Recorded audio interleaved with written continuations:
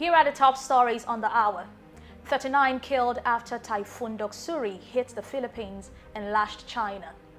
23 dead, 6 missing after boats capsize in Laguna Lake. Argentina stomps back and ends draw in match with South Africa.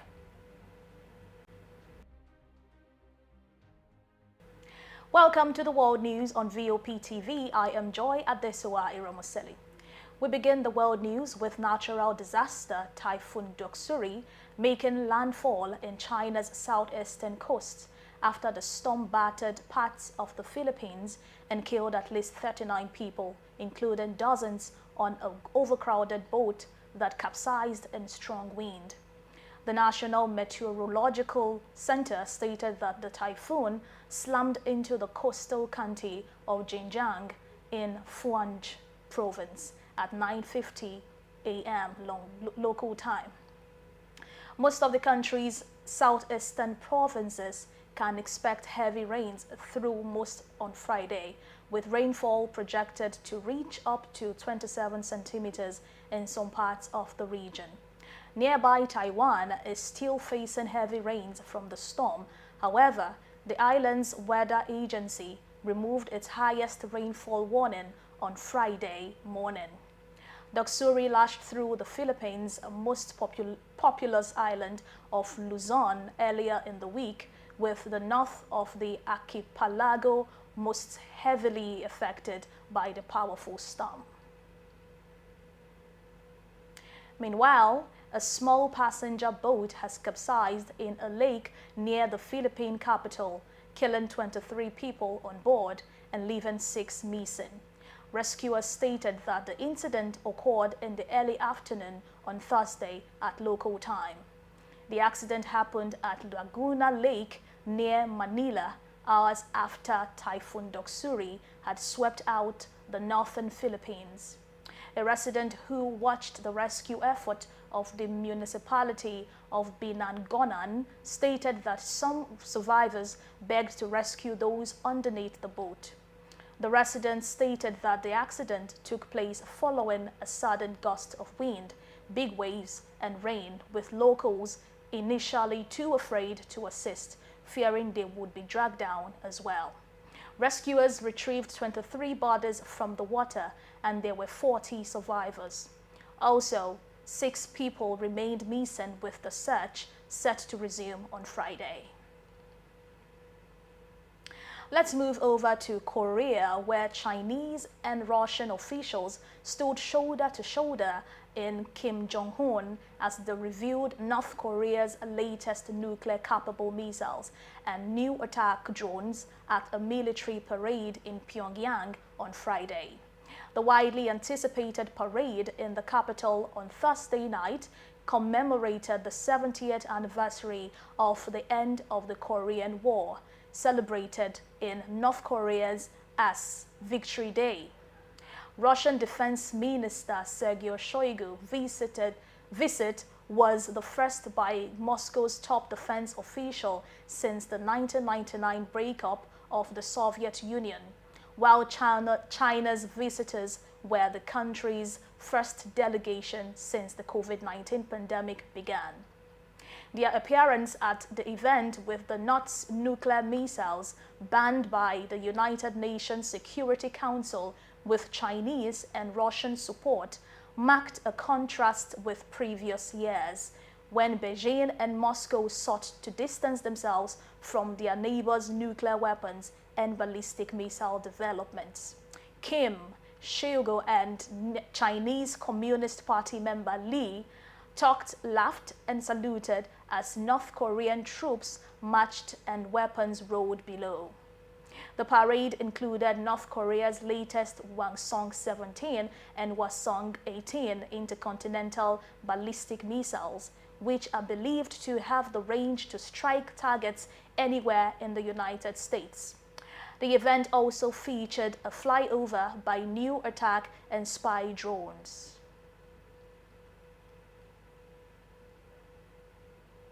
Meanwhile, Russian President Vladimir Putin mentioned in a speech to North Korean officials that North Korea North Korea's firm support for Russia's war in Ukraine emboldened the two countries' determination to cope with Western nations.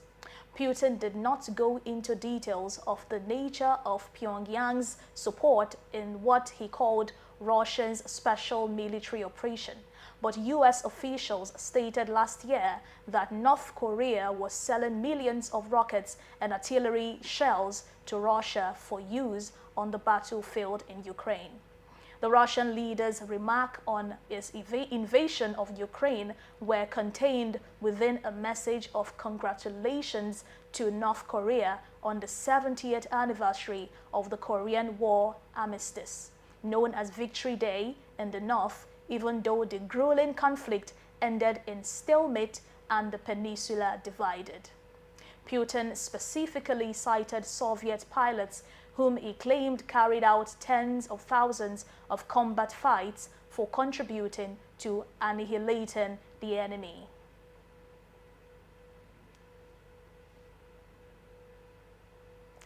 Still in Korea, Japan has stated that North Korea posed a more serious threat to its national security than ever before, as nuclear-armed Pyongyang holds a military parade featuring new drones and intercontinental ballistic missiles. In its annual white paper, a rundown of the most pressing military threats and plans to ensure stability, published on Friday. Japan's defense ministry made a case for a significant hike in domestic defense spending as the world enters a new era of crisis. While China's growing military might and Russia's invasion of Ukraine were major forces of the white paper, North Korea also ranked as a key concern for Japan. The white paper, approved by the cabinet of Prime Minister Fumio Kishida, comes as the North ramps up the frequency of its missile tests and hosts a military parade. Now, less than 2 weeks after Russia withdrew from the Black Sea Grain Initiative, the Russian-African Conference opened in St. Petersburg. The British Defense Ministry reported that only 17 African heads of state attended the gathering, while 43 African leaders attended the last conference. The ministry stated in its daily intelligence update on Russia's invasion of Ukraine that before Russia's withdrawal from the initiative, 30 million tons of Ukrainian grain were exported to Africa. The British Defense Ministry stated, however, according to the ministry, Moscow's blockade of Ukrainian grain is not only resulting in higher grain prices, but will also be responsible for food insecurity across the African continent for at least the next 2 years. A video published by Ukrainian President Volodymyr Zelensky showed Ukrainian soldiers recaptured the southeastern village of Stamyka from Russian force as Ukraine continues its counter-offensive push through the Russian-occupied southeast.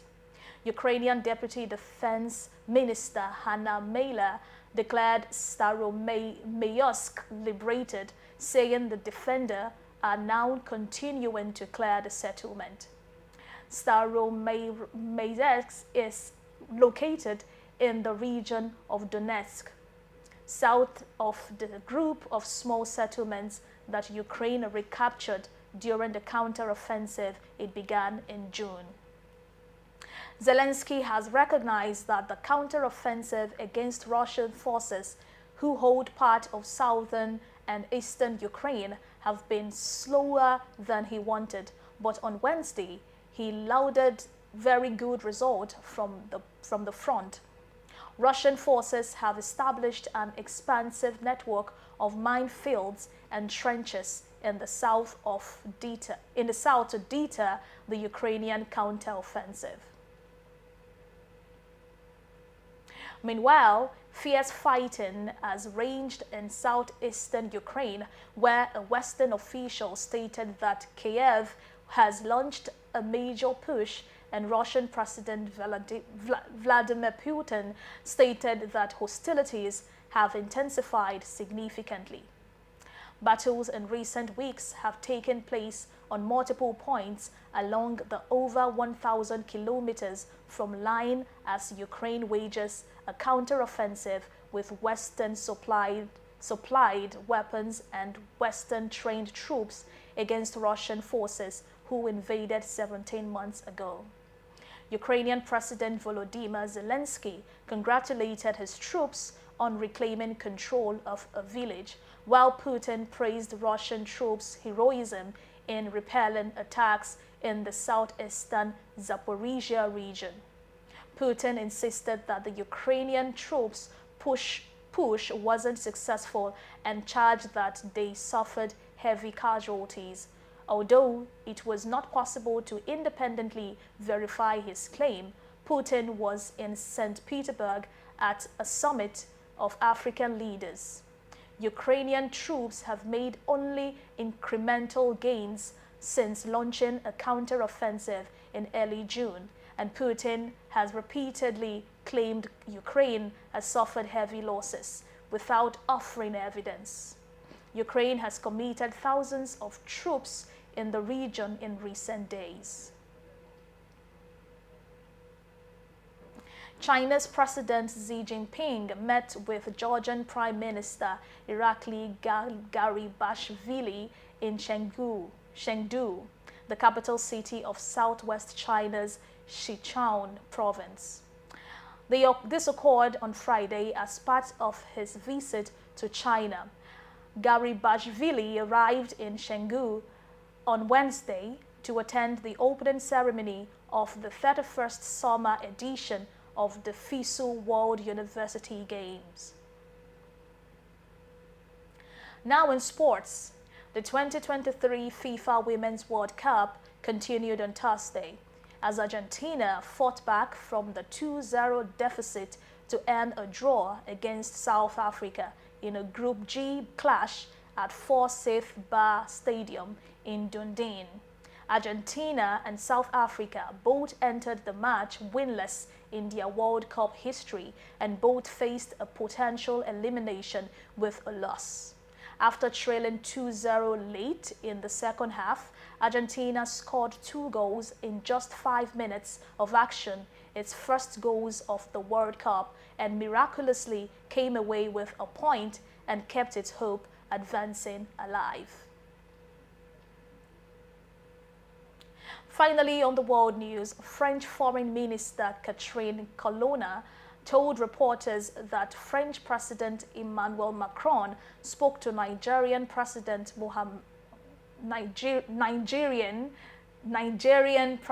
Mohamed Bazoum early on Friday.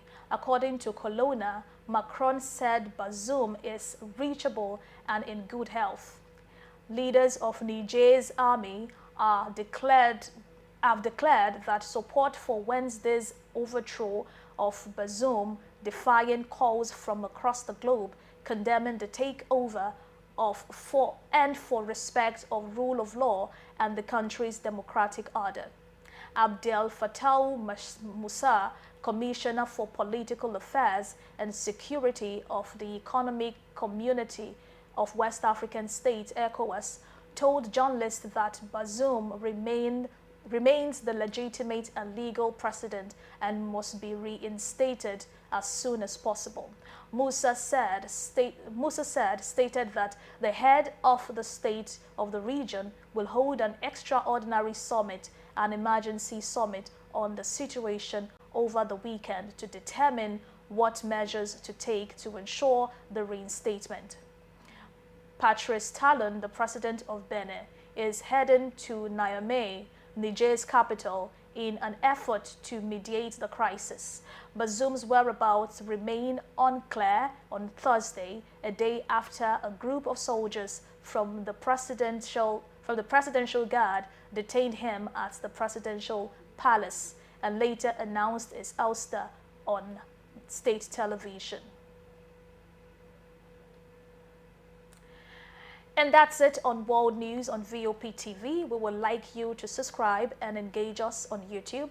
It is Voice of the People TV and on other social media channels at VOP TV Live. I'm Joy Adesua Iramuseli. VOP Business Show comes up shortly. Thanks for watching.